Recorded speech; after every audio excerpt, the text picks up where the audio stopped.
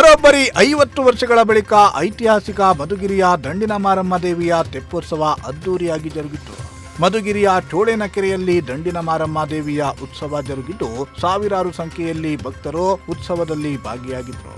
ಸಚಿವ ಕೆಎನ್ ರಾಜಣ್ಣ ಪುತ್ರ ಎಂಎಲ್ಸಿ ರಾಜೇಂದ್ರ ರಾಜಣ್ಣ ಅವರ ನೇತೃತ್ವದಲ್ಲಿ ತೆಪ್ಪೋತ್ಸವ ನಡೆದಿದ್ದು, ಗೃಹ ಸಚಿವ ಪರಮೇಶ್ವರ್, ಸಿದ್ಧಗಂಗಾ ಮಠದ ಶ್ರೀಗಳು ಸೇರಿ ಅನೇಕ ಮಂದಿ ಗಣ್ಯರು ತೆಪ್ಪೋತ್ಸವದಲ್ಲಿ ಭಾಗಿಯಾಗಿದ್ದರು.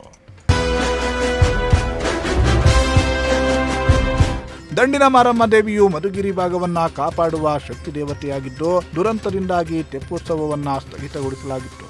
ಅನೇಕ ಜನರು ತೆಪ್ಪೋತ್ಸವ ನಡೆದಿಲ್ಲ, ಈ ಬಾರಿ ನಡೆಸಬೇಕು ಅಂತ ಭಕ್ತರು ಒತ್ತಾಸೆ ಮಾಡಿದ್ರು.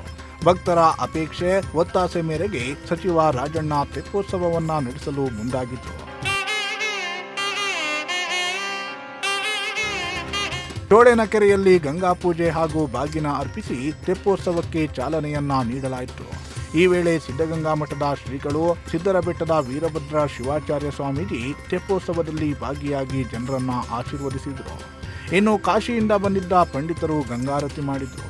ಈ ವೇಳೆ ಪ್ರಯಾಗ್ರಾಜ್ನಲ್ಲಿ ನಡೆಯುತ್ತಿರೋ ಕುಂಭಮೇಳದಂತೆ ಮಧುಗಿರಿ ತೆಪ್ಪೋತ್ಸವ ಕಂಗೊಳಿಸಿದೆ ಅಂತ ಪರಮೇಶ್ವರ್ ಹಾಡಿ ಹೊಗಳಿದ್ರು.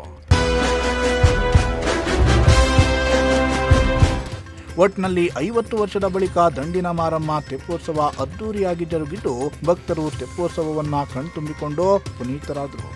ದೇವಿ ದಂಡಿನ ಮಾರಮ್ಮ ಈ ನಾಡಿನ ಜನರನ್ನ ಕಾಪಾಡುವಂತೆ ಬೇಡಿಕೊಂಡ್ರು.